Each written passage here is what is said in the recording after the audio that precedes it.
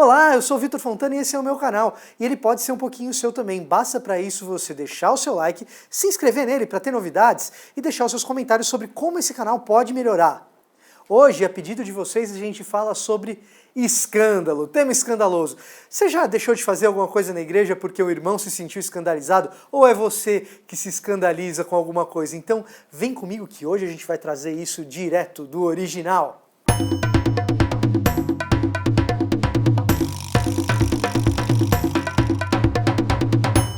Escândalo, Roberto Jefferson denuncia o mensalão. Escândalo, Petrolão, Lava Jato, escândalo, Fernando Collor de Mello e os anões do orçamento. Ih, revelei minha idade. Bom, quando a gente fala de escândalo no jornal é uma coisa, escândalo na igreja parece que é outra. Agora, o que o Novo Testamento diz de fato a respeito de escândalo é o que a gente vai ver hoje. Se a gente for olhar para o Novo Testamento, a gente vai ver que em todos os livros a palavra escândalo, escandalizar, ela aparece lá no original, escandalizo, 29 vezes. Aliás, isso é uma coisa interessante. Escandalizo é o verbo, que é cognato, né? No grego é muito parecido com o português. Eu não vou listar aqui todas as vezes que o verbo aparece, ou que o substantivo escândalo aparece, mas o que eu vou dizer é sobre o contexto que ele é utilizado, sobre como essa palavra ela é utilizada ali no primeiro século. Então, se você é daqueles crentes que se escandaliza com tudo, eu recomendo parar o vídeo agora, porque eu acho que você não vai gostar do que eu vou dizer. Primeira coisa,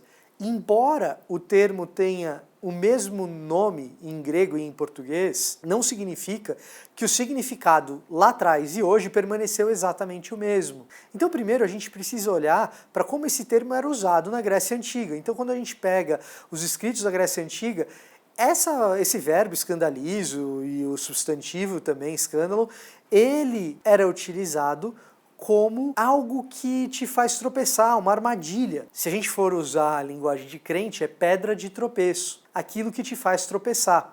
Outra fonte importante para a gente saber como o termo é usado é olhar a Septuaginta. Septuaginta é a tradução grega do Antigo Testamento hebraico. Isso foi feito antes do Novo Testamento e nos dá bons indícios de como a palavra era utilizada naquele tempo. E na Septuaginta, essa palavra ela é usada praticamente como sinônimo de se afastar da fé ou afastar alguém da fé, afastar alguém da aliança ou da comunidade da aliança. E me parece que é com esse tipo de sentido que Paulo utiliza essa palavra no Novo Testamento. Talvez a passagem mais famosa, mais conhecida, seja de 1 Coríntios 8,13, que Paulo fala sobre o comportamento dele para não levar os irmãos ao escândalo. E alguém poderia achar, Paulo está dizendo aqui para não incomodar os irmãos, tem irmão que se incomoda, o irmão que fica ofendido com determinadas coisas que a gente faz. Então, está tocando bateria na igreja, o irmão fica ofendido, ficou escandalizado. E não é esse o sentido do que Paulo está dizendo aqui. Então, 1 Coríntios 8,13,